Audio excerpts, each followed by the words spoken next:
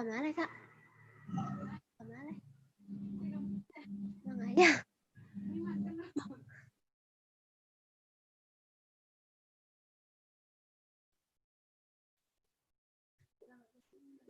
Lah Kak.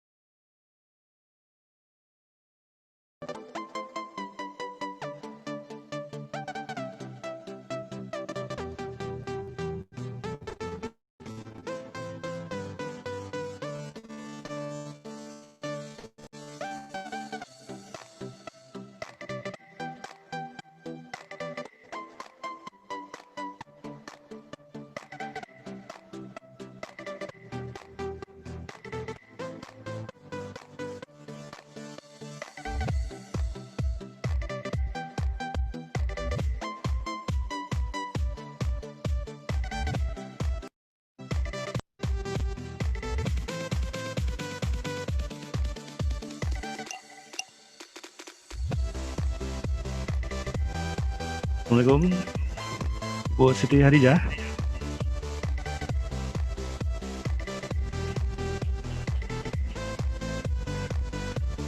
Assalamualaikum Ibu Siti Hadijah, selaku host hari ini. Monitor, udah, Pak. Udah monitor ya? Oke. Oke, narasumber kita udah monitor Ibu. Narasumber Bapak oke. Dr. Rudi. Oke. Jadi selanjutnya saya serahkan ke Ibu Siti Hadijah ya, selaku host hari ini ya. Thank you, Pak.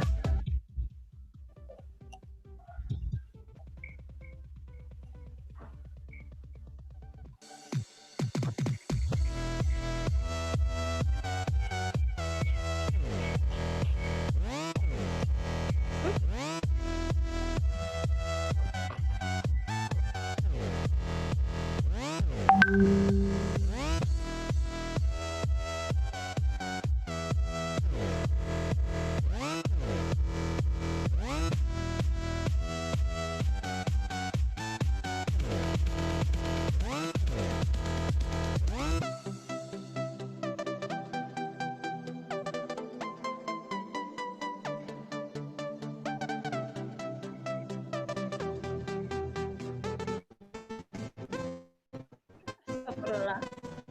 Cuma saya nggak bisa ini langsung.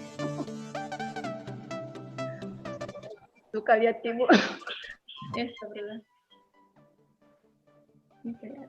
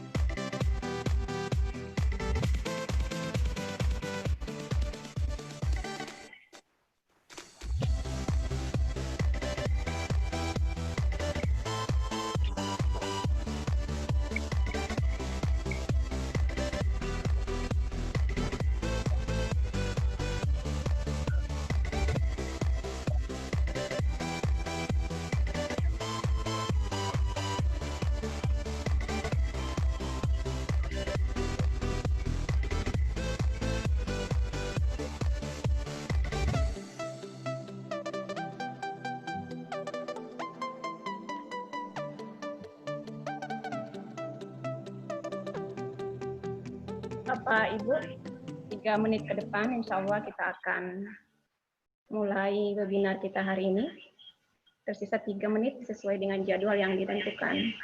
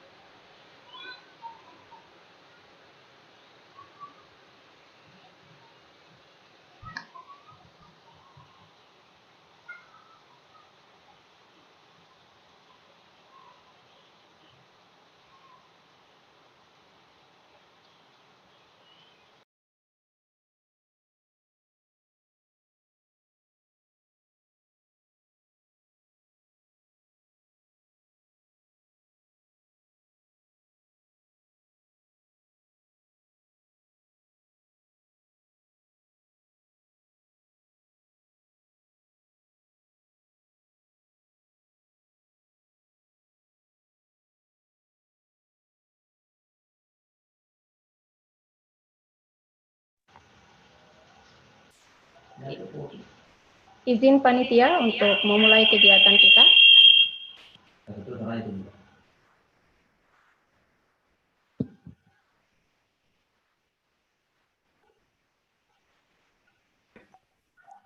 Ya, silakan Bu Siti. Oke, makasih. Bismillahirrahmanirrahim. Assalamualaikum warahmatullahi wabarakatuh. Dan selamat siang, Bapak Ibu sekalian. Kesyukuran yang tertinggi hanya kepada Allah. Alhamdulillah diberikan kesehatan untuk kembali mengikuti webinar pada hari ini. Salam salawat kepada baginda Nabi besar Muhammad Sallallahu Alaihi Wasallam. Allahumma salli ala Sayyidina Muhammad wa ala ali Sayyidina Muhammad. Saya mengucapkan terima kasih banyak kepada Bapak Ibu sekalian yang masih setia berpartisipasi di hari kedua ini di penanggalan 24 Juni 2020 yang insya Allah kegiatan ini akan sampai di tanggal 3 Juli 2020 ke depannya. Yang spesial hari ini adalah terkait tentang tema kita yang berbicara tentang penulisan artikel internasional bereputasi, yang dimana webinar ini diselenggarakan oleh Asosiasi Dosen PKM Indonesia bekerja sama dengan Cipta Talenta Eksponensial.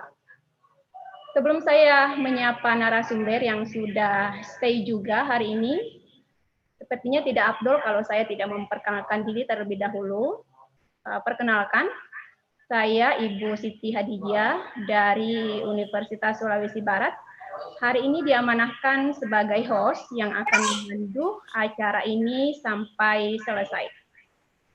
Oke, untuk mengantisipasi waktu, saya ingin menyapa narasumber terlebih dahulu untuk memastikan bahwa beliau sudah monitor dan sudah siap untuk menyampaikan materinya. Bapak Dr. Rudi Salam Sinaga. Hadir Bu. Assalamualaikum, salam sejahtera. Ya, waalaikumsalam warahmatullahi wabarakatuh. Oke, sudah monitor Pak ya, sudah siap ya insya Allah. Sudah, insya Allah. Silakan. Oke, tapi sebelum saya memberikan kesempatan kepada Bapak, mungkin saya akan menyampaikan CV singkat beliau sebagai penyemangat kita hari ini. Kita bisa mengikuti rangkaian acara ini sampai selesai 1 jam. Nama lengkap beliau, Dr. Rudi Salam Sinaga SOS. Beliau datang dari Medan, tempat tanggal lahir beliau Medan. Pekerjaan beliau adalah dosen tetap Yayasan Universitas Medan Area. Jabatan beliau Sekretaris Program Studi Magister Administrasi Area.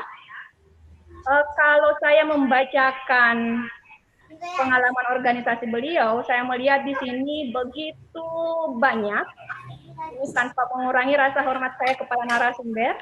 Apalagi kalau catatan publikasi beliau, baik dari individu maupun bersama, itu saya melihat hampir di sini publikasi.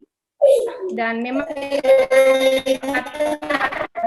beliau wajib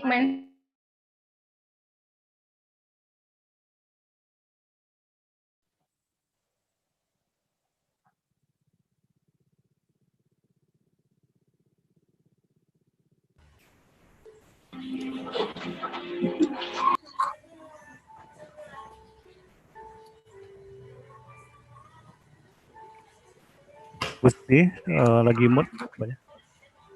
Terima kasih.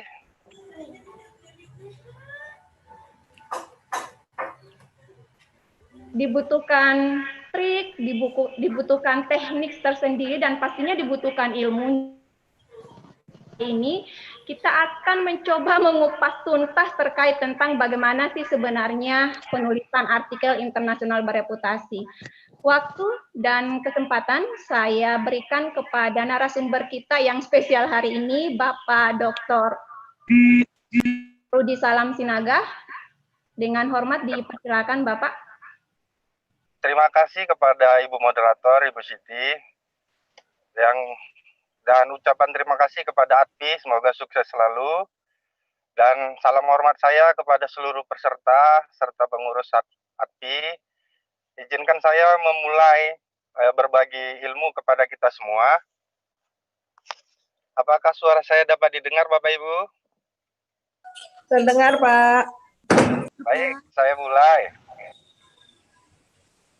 Materi diskusi kita hari ini adalah penulisan internasional bereputasi.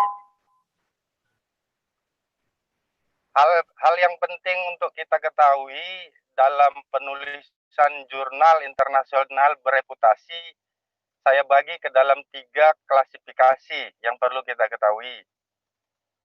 Yang pertama adalah penulisan, Bapak Ibu, penulisan. Ya. Pertama adalah tentang penulisan. Di dalam penulisan ini, konten yang paling penting adalah kebaharuan dari artikel yang sedang kita tulis. Kebaruan artikel yang kita tulis inilah yang menjadi nilai dasar atau kata kunci potensi diterima atau tidaknya sebuah artikel internasional ya pada level bereputasi. Nah, pada kesempatan ini saya mau berbagi atau mengingatkan kembali kepada kita semua cara menentukan kebaruan artikel kita, yaitu bisa kita lihat pada slide. Silakan Bu, slide-nya sambil berjalan. Saya mulai. Misalkan Bapak Ibu berada pada disiplin ilmu politik misalnya, Bapak Ibu berada pada disiplin ilmu politik. bila Bapak Ibu menemukan sebuah fenomena permasalahan pada bidang partai politik, Bapak Ibu tentukan permasalahan yang mendasar di dalam partai politik dari sebuah fenomena yang Bapak Ibu lihat, dan tentukanlah di mana permasalahan mendasarnya yang ingin diteliti. Agar ini menjadi suatu tulisan yang memiliki aspek kebaruan, Bapak Ibu harus mengumpulkan sebanyak-banyaknya literatur tentang partai politik yang berasal dari buku dan jurnal. Untuk mempermudah, Bapak Ibu bisa menyimpannya di Mendeley, aplikasi atau tools bantuan citasi. Bapak Ibu bisa simpan di perpustakaan pribadi Bapak Ibu dengan nama aplikasi Mendeley. Mengapa dengan alat bantu Mendeley atau sejenisnya? Karena bila kita lakukan secara manual pemeriksaan terhadap literatur, buku maupun jurnal secara manual atau dengan hard copy, maka akan menyita waktu yang lama, energi yang banyak, dan ruang yang banyak juga. Seperti perpustakaan di kampus-kampus, kita akan bergelut dengan literatur-literatur yang kadang-kadang kita lupa lagi mendapatkan buku tersebut pada rak nomor berapa, dan kadang-kadang kita lupa mencantumkan sumber buku, sementara buku tersebut sudah kita kembalikan ke rak buku.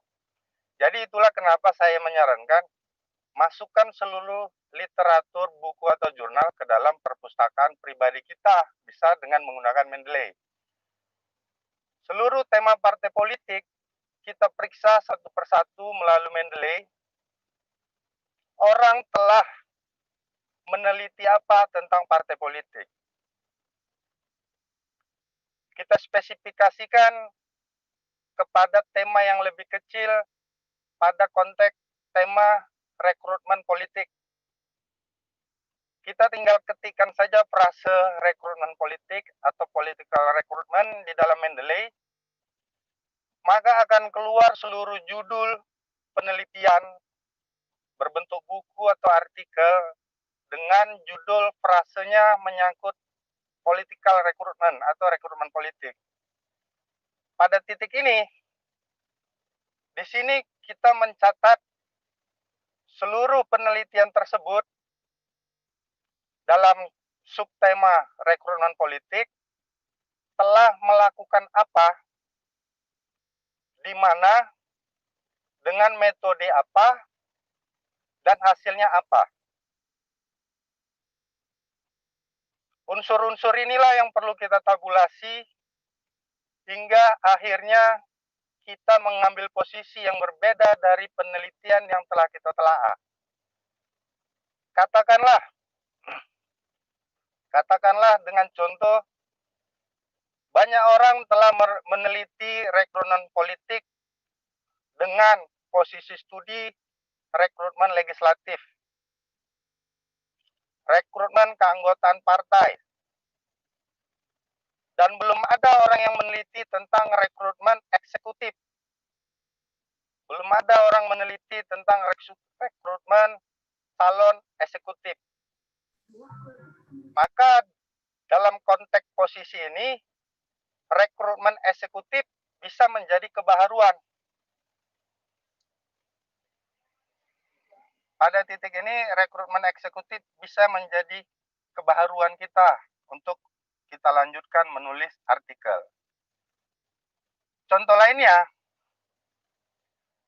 bila seluruh rekrutmen telah diteliti, katakanlah rekrutmen legislatif telah ada yang meneliti, rekrutmen eksekutif sudah ada yang meneliti, rekrutmen keanggotaan partai sudah ada yang meneliti, maka kita periksa metode penelitian yang belum pernah dilakukan, maka kita masuk dalam metode penelitian yang baru. Misalkan banyak yang telah meneliti secara kuantitatif, banyak yang meneliti secara kualitatif. Kita bisa menggunakan metode campuran atau mix method dalam metode penelitian kita. Sehingga letak kebaruan kita pada metode penelitiannya. Sekalipun seluruh tema telah diteliti, sekalipun seluruh metode telah dilakukan, maka kita bisa masuk dalam aspek kebaruan teoritik, ya, atau yang disebut dengan gap teoritik. Kita membuat argumentasi yang sangat mendasar. Mengapa kita menawarkan sebuah teori baru untuk menjawab permasalahan yang pernah diteliti oleh orang lain? Biasanya alasannya terkait dengan relevansi kekinian dari perkembangan rekrutmen politik itu sendiri. Jadi di situ titik kunci dari kebaruan sebuah artikel yang akan dikirim di tingkat internasional dan di lembaga pengindeks bereputasi. Yang kedua, dalam konteks penulisan, karena jangkauan kita adalah jurnal internasional bereputasi, maka acuan referensi literatur kita harus menunjukkan daya jelajah sekelas internasional, Bapak Ibu. Sekelas internasional dimaksudkan referensi kita harus juga berdasarkan dari kasus-kasus di negara lain dan juga kasus-kasus di dalam negeri sendiri. Saya menyarankan pengutipan literatur juga bisa menambahkan dari jurnal-jurnal yang diindeks oleh lembaga pengindeks bereputasi dengan tema yang sama. Inilah yang juga menjadi perhatian penting dalam penulisan jurnal internasional. Kebanyakan, namun tidak keseluruhan, harapan seorang penulis untuk menerbitkan di jurnal internasional dalam konten isi, referensi masih berdasarkan literatur dalam negeri. Sangat jarang menggunakan literatur dari beragam negara dengan tema-tema sejenis atau kasus-kasus serupa. Yang ketiga, dalam konteks penulisan, kita perlu mengikuti gaya narasi dari tulisan di kelas jurnal internasional. Coba Bapak Ibu perhatikan, biasanya di jurnal berkelas internasional maupun bereputasi, kita perhatikan di setiap paragraf, referensi kutipan di setiap paragraf hampir memenuhi seluruh narasi kalimat. Kadang-kadang dalam satu paragraf kadang-kadang kita bisa menemukan 8 sampai 7 kutipan.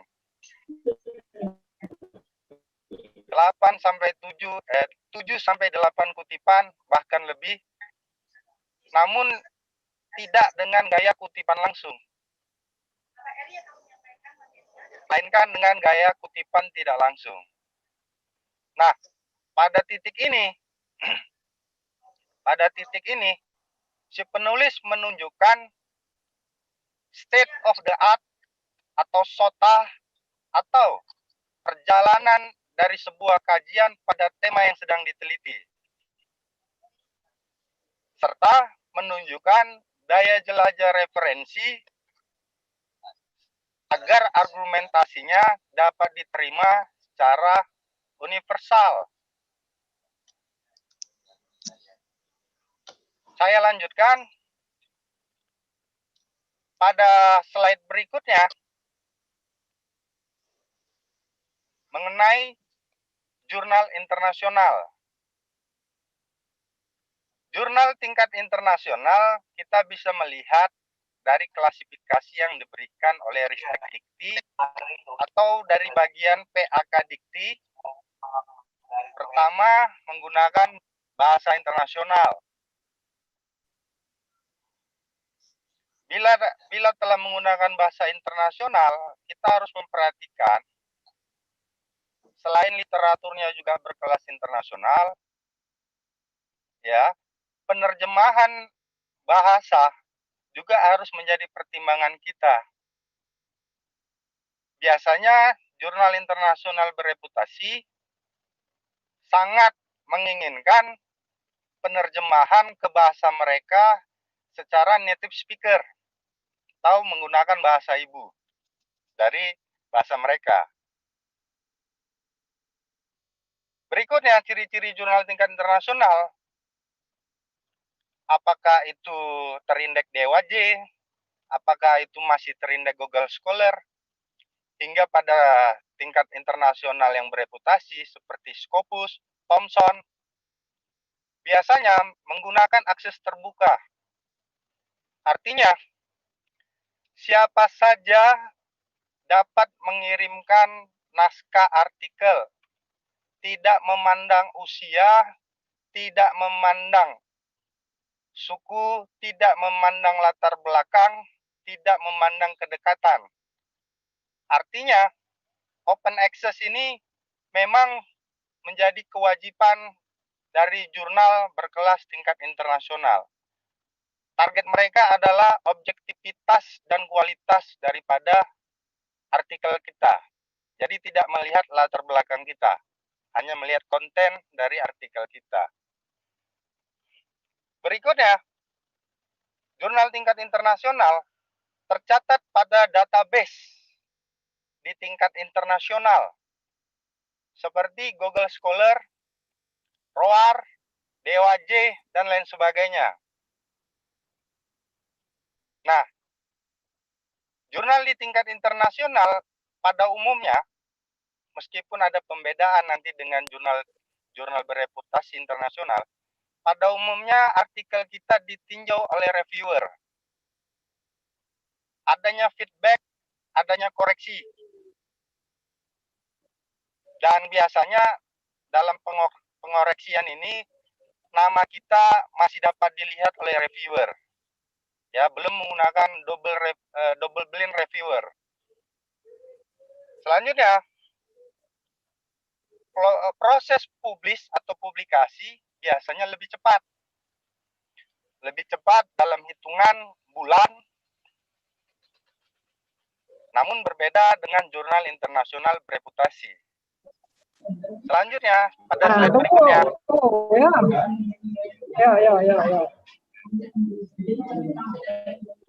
Pada slide jurnal internasional bereputasi,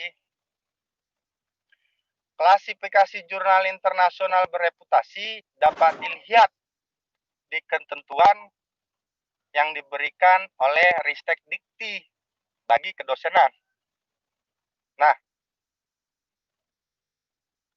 kemudian secara proses umumnya hampir sama secara proses. Pengindeksasiannya juga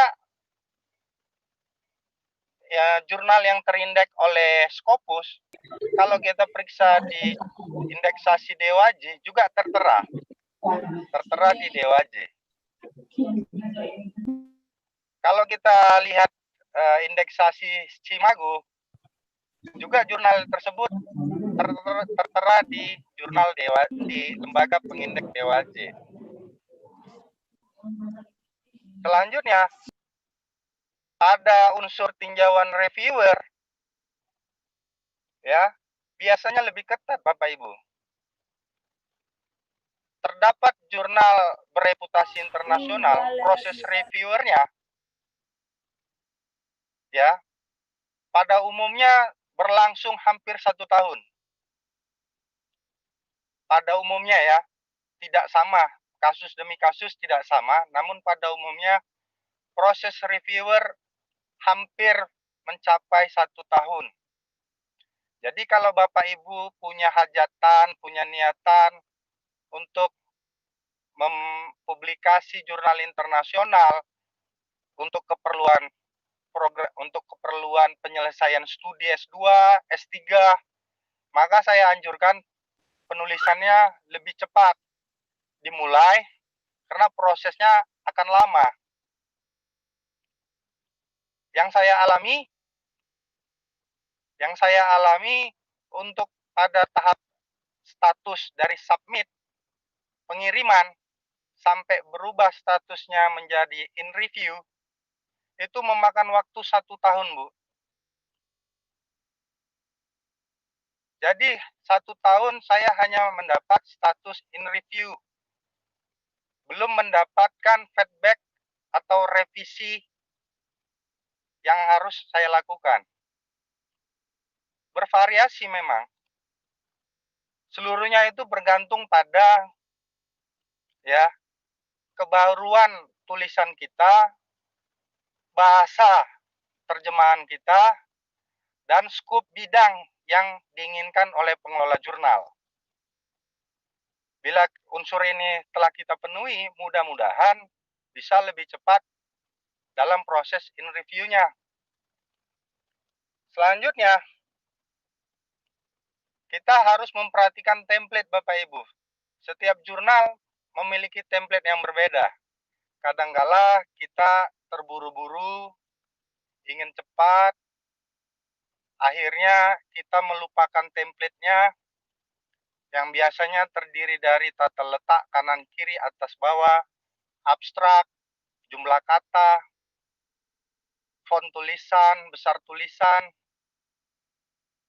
yang akhirnya ketika kita mengirimkan naskah tanpa mengikuti template, secara otomatis editor akan menolak artikel kita tanpa membaca isi naskah kita. Ini yang menjadi catatan penting dalam penulisan jurnal internasional bereputasi. Jadi slide ini Bapak Ibu bisa lihat contoh. Buatlah kebaharuan dalam artikel jurnal yang sedang kita tulis. Pastikan kebaharuan tersebut tampak dalam judul agar ketika redaksi membaca ya dengan kemampuan daya jelajah referensi dengan kemampuan daya jelajah editor akan melihat kebaharuan tulisan kita lebih cepat bila tercantum pada judul kita. Nah, selanjutnya kita mengikuti template yang diberikan dan menulis dengan gaya penulis sekelas internasional. Tidak mudah, tapi bisa kita biasakan. Terlebih lagi, kita sudah dapat menggunakan aplikasi citasi, ya, sehingga sangat membantu kita untuk menulis lebih baik dari sebelumnya. Yang jadi persoalan juga pada abstrak. Abstrak bukan ringkasan Bapak Ibu. Sekadar mengulang kaji, abstrak berisi tentang tujuan penelitian yang kita tulis, metode, dan hasil. Atau bisa kita tambahkan, abstrak berisi latar belakang, tujuan penelitian, metode, dan hasil. Jadi sekali lagi, abstrak di kebanyakan artikel jurnal internasional bukan merupakan ringkasan Bapak Ibu. Ini menjadi perhatian kita semua agar naskah kita yang kita kirim dapat dibaca oleh editor dan diserahkan editor kepada tim reviewer. Nah, biasanya di jurnal internasional bereputasi reviewer tidak mengetahui artikel yang sedang dikoreksi oleh dirinya, tidak diketahuinya siapa penulisnya. Begitu juga si penulis tidak mengetahui siapa nama reviewer yang mereview artikelnya. Slide selanjutnya.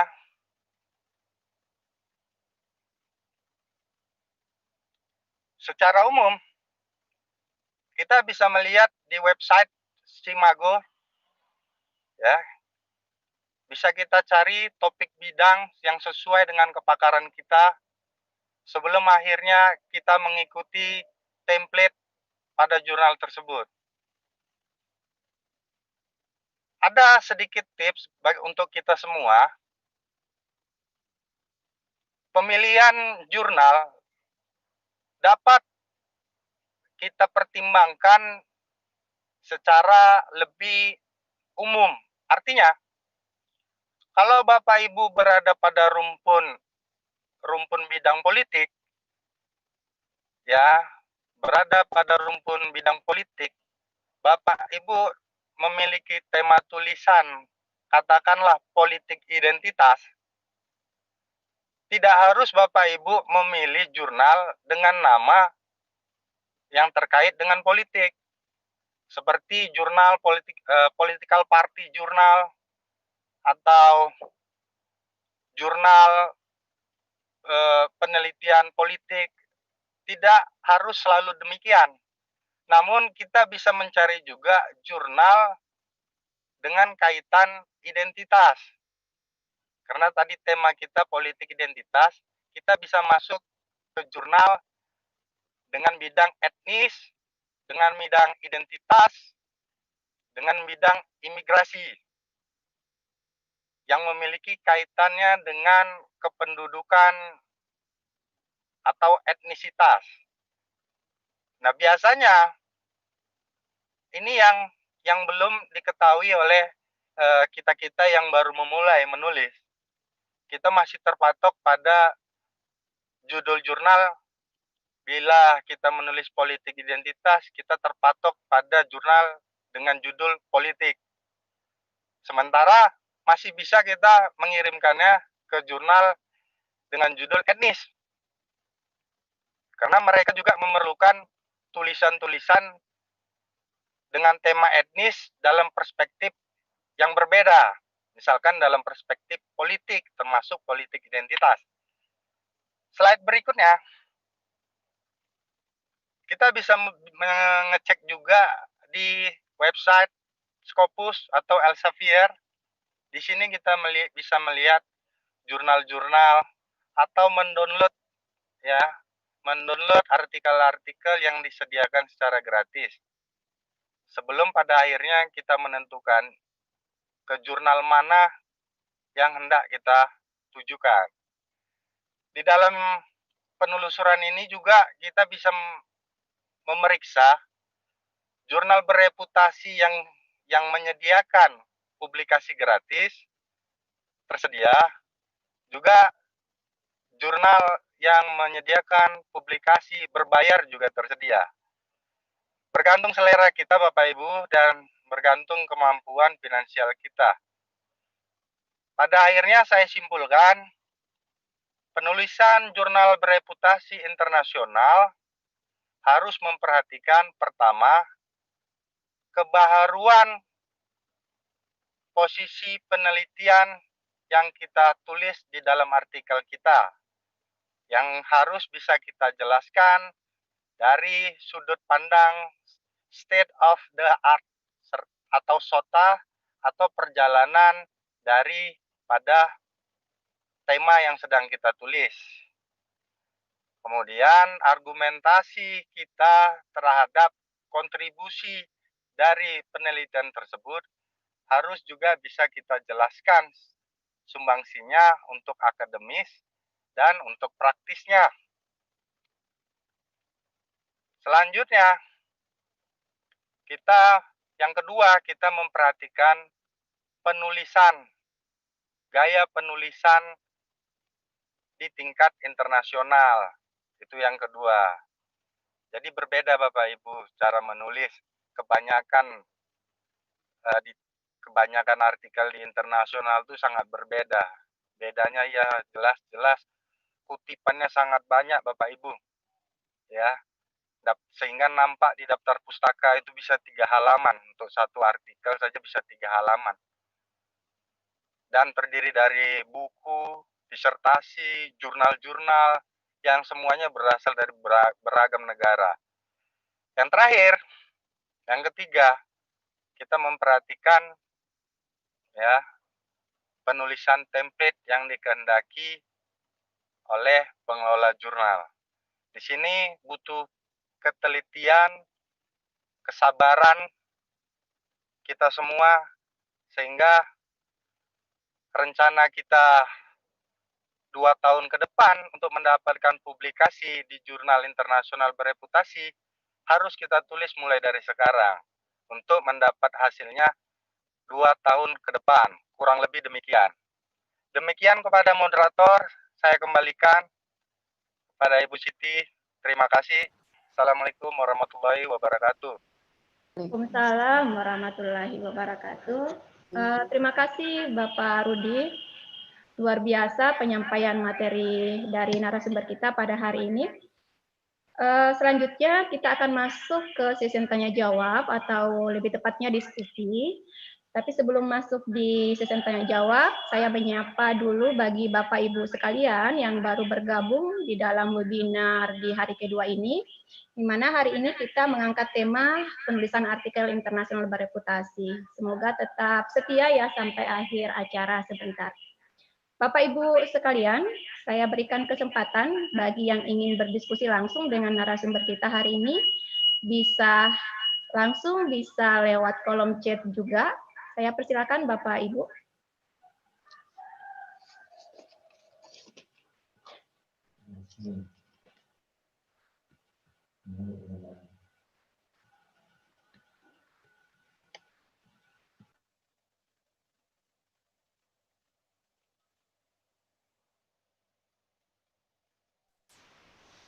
Oke, alhamdulillah kita sudah mendapatkan pertanyaan. Ini dari kolom chat, saya bacakan atas nama Loviana Saifuraya. Mohon maaf kalau keliru dalam penyebutan nama. Pertanyaannya adalah, bagaimana mengatasi masalah jurnal yang sudah disitasi oleh seseorang, namun di akun Google Scholar tidak tampil bahwa jurnal kita disitasi. Mungkin langsung dijawab saja Pak Rudi supaya lebih efektif di webinar kita hari ini. Silakan Pak. Terima kasih kepada Ibu Siti. Kalau boleh slide saya yang kedua ditampilkan saja sambil berjalan. Kalau boleh. Ya. Oke, Pak. Sambil saya menjawab.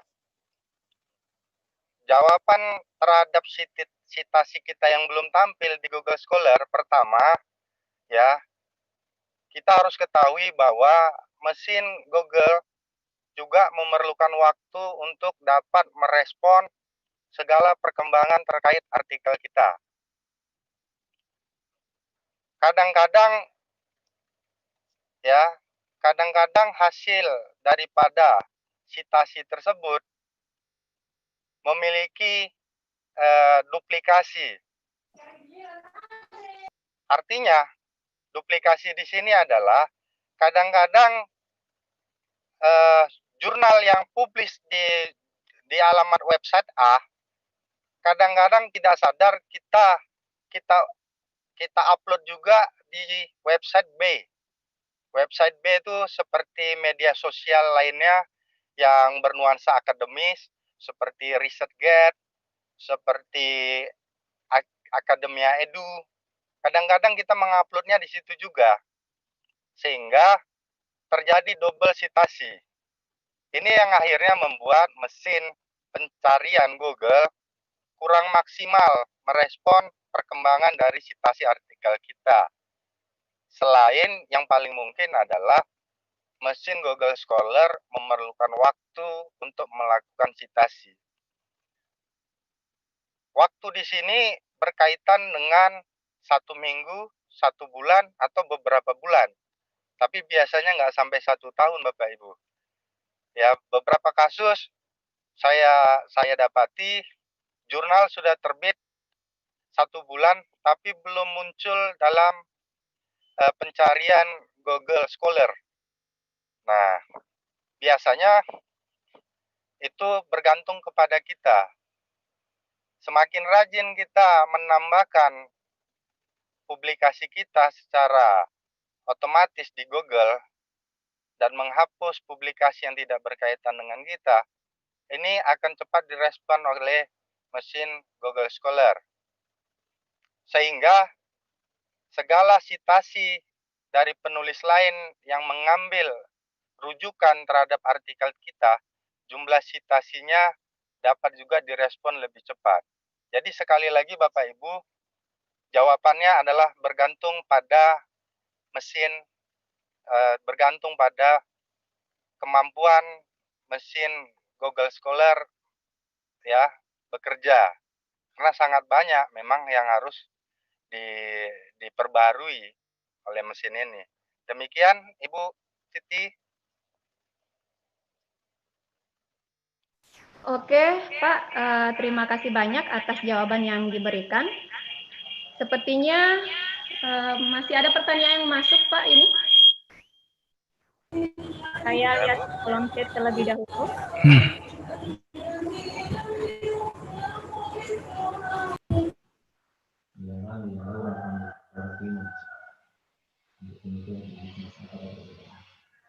Ini ada pertanyaan dari kolom chat atas nama Laura Peinem. Untuk penelitian agribisnis, apakah perbedaan komoditas dan lokasi termasuk novelty?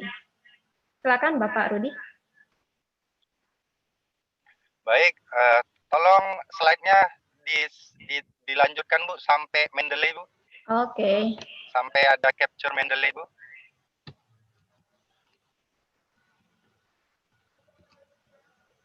Lanjut Bu. Iya. Berhenti di sini aja.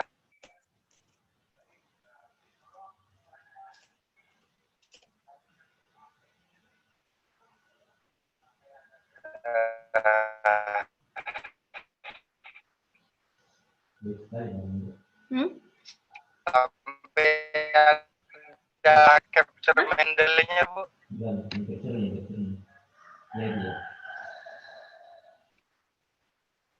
Ini ada Bapak. gambar Bu, gambar. Oke. Oke, saya lanjutkan. Bagaimana dengan komoditas? Bagaimana dengan komoditas dan lokasi? Komoditas dan lokasi, apakah itu termasuk dalam unsur kebaharuan dalam konteks agribisnis? Pertama sekali, saya mohon maaf dalam penjelasan saya nantinya kurang berkenan karena bidang saya adalah sosial politik. Di luar kita, Pak.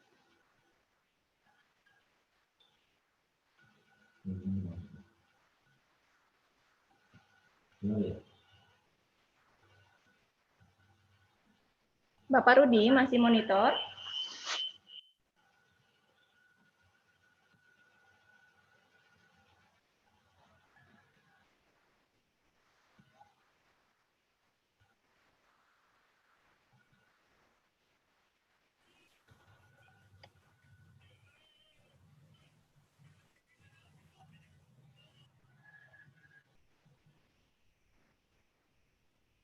Bapak Rudi?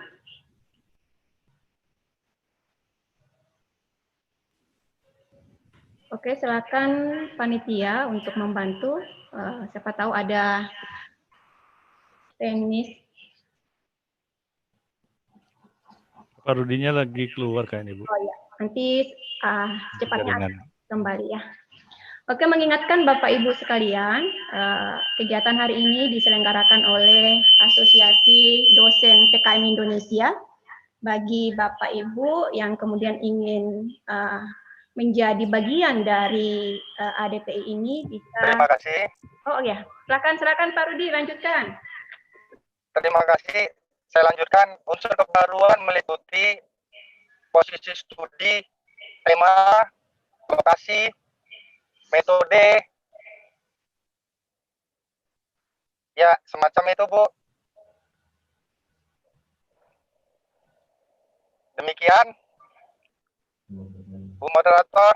Oke Pak, terima kasih Pak atas jawaban yang diberikan. Semoga saja kemudian bisa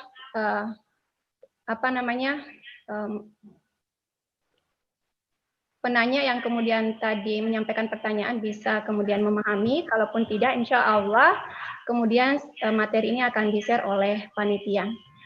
Sebenarnya saya juga selaku host masih begitu banyak pertanyaan. Sayang beribu sayang, posisi saya hari ini Pak Rudi selaku host, jadi tidak boleh borong pertanyaan karena masih ada beberapa pertanyaan juga yang kemudian masuk di kolom chat hari ini. Dan sepertinya saya harus memilah-milah ini Pak Rudi dengan waktu yang ada. Saya ambil pertanyaan dari Ibu Samsia Depalina Siregar. Gini pertanyaannya Pak Rudi. Aedes Scopus yang kita miliki itu tidak ada batasan kadaluarsanya ya Pak? Apakah harus rutin menulis untuk mengupdate ID-nya atau bagaimana Pak? Mohon informasinya. Terima kasih. Ini dari Ibu Samsia, terima kasih. Silakan Pak Rudi untuk menjawab langsung. Terima kasih Bu. Aedes Scopus sepanjang hingga saat ini tidak memiliki batas kadaluarsa. Apakah kita nama pertama, kedua, ketiga, keempat, bila publikasi kita telah terbit, seluruhnya mendapatkan ID yang berbeda-beda dan tidak mendapatkan batasannya Bu, batasan waktu berlaku seterusnya. Dan sebagai informasi ya kepada kita bahwa artikel di jurnal internasional bereputasi memiliki beragam bentuk naskah Bu. Ada naskah penelitian disebut artikel riset, kemudian naskah literatur review yang berisi tentang mereview buku-buku, kemudian naskah berjenis laporan data, sifatnya seperti membuat laporan, dan yang terakhir sifatnya seperti proposal, pengajuan proposal. Jadi jenisnya juga lebih dari 3 Bu. Demikian Bu Moderator. Oke. Makasih Masnya Pak Rudi. Ini juga saya masih ada beberapa pertanyaan ini dari Ibu Siti Nuraini. Ini sepertinya menjadi perwakilan dari semua yang berkecimpung dalam dunia akademisi. Ini pertanyaannya Pak Rudi. Menulis jurnal internasional atau Aedes Scopus itu memang menjadi suatu kebutuhan. Tapi biayanya mahal, sehingga memang dampaknya dosen akan membatasi untuk mensubmit artikelnya di jurnal. Ini juga menjadi pertanyaan kita semua, apakah ada jurnal internasional yang tidak berbayar? Itu Pak Rudi, silahkan. Ada Bu, jawabannya ada, dan lumayan banyak. Banyak Pak ya? Ya, lumayan banyak Bu. Mungkin gimana cara untuk kemudian kita bisa ada link ke sana, barangkali disempurnakan Pak Rudi? Sebagai dosen pemula seperti saya ini Pak Rudi. Cara mengeceknya, kita masuk ke Scopus, website Scopus, kita periksa setiap jurnal pada tema bidang kita lihat fee charger-nya. Biasanya ada 2 jenis Bu, berbayar dan tidak berbayar. Oke. Untuk memastikan itu, kita bisa periksa kembali nama jurnal tersebut di website Simago. Simago JR ini juga memberikan alamat jurnal yang bersangkutan, dan kita bisa masuk ke jurnal yang bersangkutan pada menu fee of charger. Pada menu biaya publikasi kita periksa apakah berbayar atau tidak, akan tertera Bu. Jadi tidak benar sama sekali bahwa jurnal bereputasi seluruhnya menerbitkan pembayaran ketika publis, tidak benar.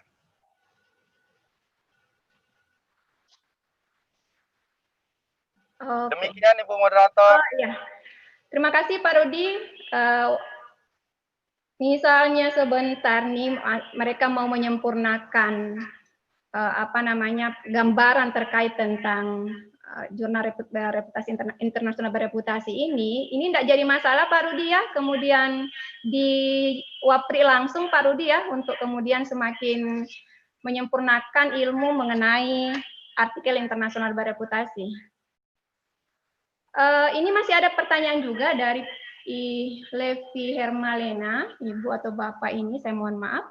Pertanyaannya simpel, apakah literatur review bisa kita publish? Gimana Bu pertanyaannya? Pertanyaannya, apakah literatur review bisa kita publish? Bisa, karena setiap jurnal memiliki tipe naskah yang diinginkan. Biasanya lebih dari 3 jenis Bu.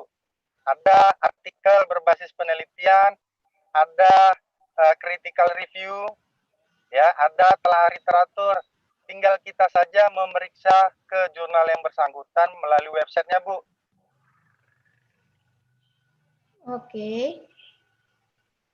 Saya mungkin langsung ke beberapa pertanyaan lagi ya, mengingat waktu yang tersisa 10 menit ke depan kegiatan ini akan selesai. Ada lagi pertanyaan yang kemudian datang dari Muhammad Lutfi, Bapak Muhammad Lutfi. Berapa lama kita mendapatkan ID Scopus setelah artikel kita terbit di jurnal internasional? Baik, biasanya Bu, secara bisa saya katakan secara pasti, ketika terbit di jurnal bereputasi, ya, terindeks Scopus, itu tidak secara otomatis langsung terekam di Scopus. Memerlukan waktu sekitar hitungan minggu. Ketika terbit di jurnal A, kemudian kita periksa nama kita di Scopus dalam konten penulis, kita belum bisa menemukannya Bu dalam hitungan jam, dalam hitungan hari. Melainkan mereka juga memerlukan proses waktu. Tapi biasanya tidak sampai sebulan. Tidak sampai sebulan. Bila pun terjadi kekeliruan nama, kekeliruan identitas pada institusi kita, Scopus juga di menunya menyediakan memberikan menu koreksi atas nama institusi. Bila pun terjadi double penulisan nama, kolom untuk mengkoreksi diberikan. Untuk cara mudah mencari ID Scopus, ya Bapak Ibu bisa searching aja di Google Scholar. Banyak sekali cara mudahnya.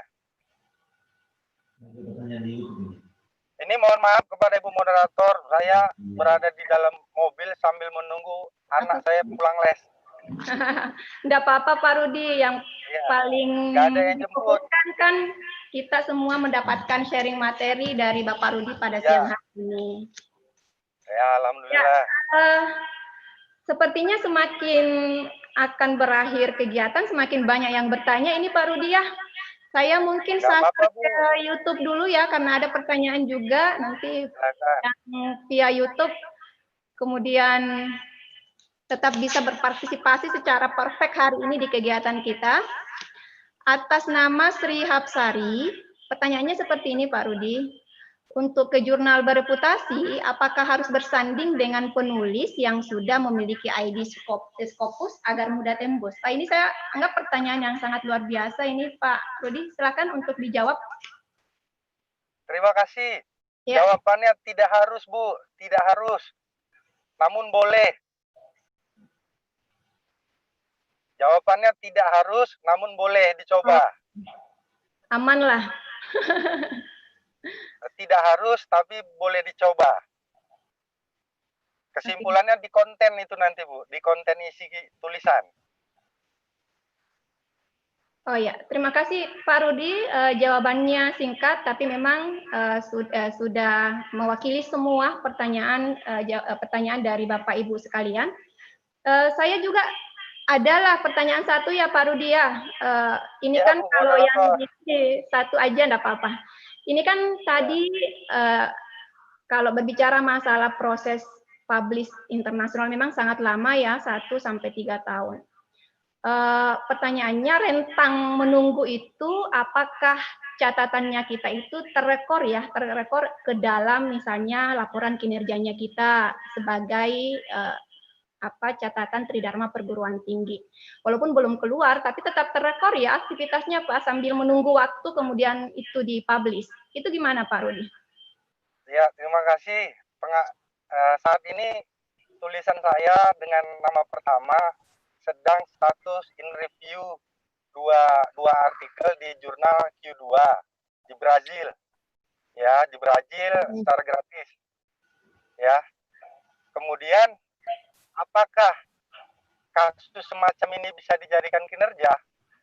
Nah, kalau pada kasus semacam ini kita kaitkan sebagai output luaran penelitian kita yang bersumber dari dana kampus ataukah pemerintah, maka screenshot dari submit hingga perubahan status ini review itu bisa digunakan sebagai laporan perkembangan. Yang jadi masalah kita tidak mengirimkannya sehingga tidak nampak laporan perkembangan dari luaran artikel yang diinginkan dalam penelitian itu. Jadi itu dia Bu jawabannya. Terima kasih Bu moderator. Ya. Gimana ini Pak Rudi? Tersisa waktu 2 menit. Apakah masih bisa untuk mengajukan pertanyaan? Karena di kolom chat ini masih ada beberapa pertanyaan yang belum terjawab. Nah, kita Silakan, yakin Bu. Silakan. Materi hari ini sangat Silakan, luar biasa yang ditunggu-tunggu oleh para Silakan. dosen, baik dosen senior maupun dosen pemula. Pertanyaannya dari Ibu Farida Daniel di kolom chat, bagaimana mencari tahu jurnalnya itu Q1 atau Q2 dan seterusnya?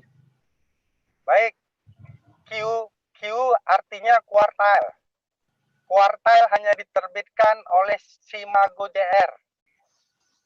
Kita masuk ke dalam website Simago JR, kita ketik nama jurnal yang kita inginkan, maka akan tampil sejumlah data, termasuk data kuartal. Kita akan periksa di kolom kuartalnya pada tahun saat ini, 2020, jurnal tersebut dalam bidangnya berada pada posisi kuartal berapa. Sementara Scopus mengeluarkan yang namanya SJR. Namun Simago JR mengeluarkan kuartal atau Q dan SJR. Itu namanya perhitungan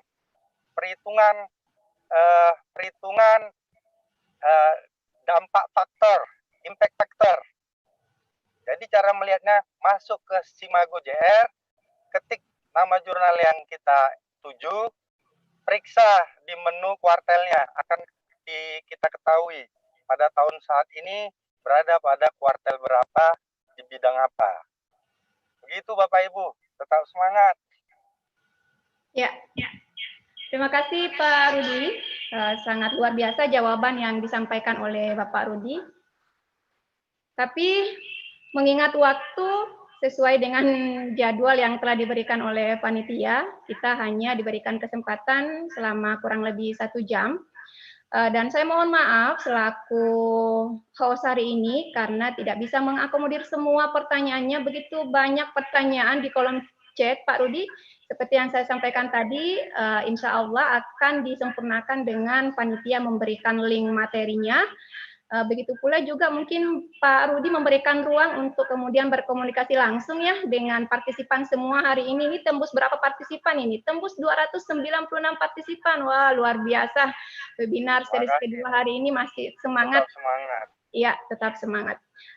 Olehnya itu, Bapak Ibu sekalian, tadi juga ada yang sempat menanyakan terkait tentang bagaimana sih menjadi bagian dari anggota Asosiasi Dosen Pengabdi PKM Indonesia. Jadi sebenarnya ada waktu-waktu tersendirinya untuk kemudian bisa mengisi formulir pendaftaran, tapi lebih lengkapnya itu bisa ditanyakan langsung ke panitia. Saya yakin dan percaya sangat mudah untuk mengakses panitia karena keanggotaan dari ADP ini betul-betul sangat aktif dalam menyampaikan informasi baik berupa Tridharma Perguruan Tinggi maupun bagaimana Bapak Ibu sekalian yang ingin join menjadi anggota dari ADPI.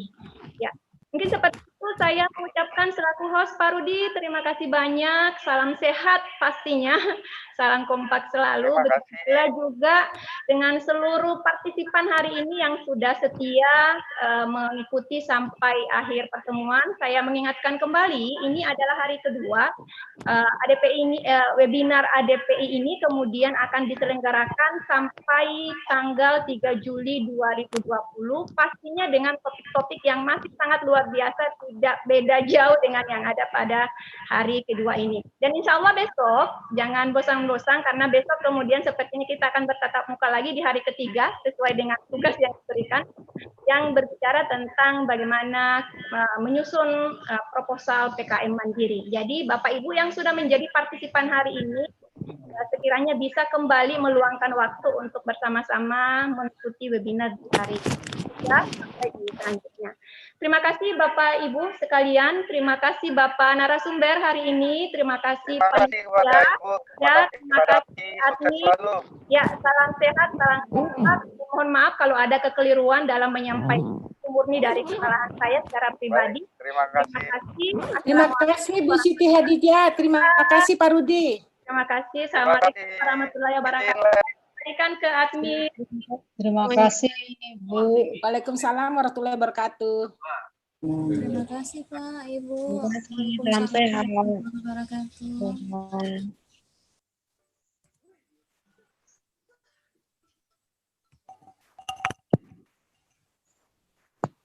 Terima kasih Bu Siti. Terima kasih Pak. Extensionnya nggak ada. Terima kasih Bu Siti. Terima kasih semuanya. Makasih semuanya. Bu, link absensinya nggak ada, Bu? Terima kasih. Ansel mungkin panitia pelaksana bisa.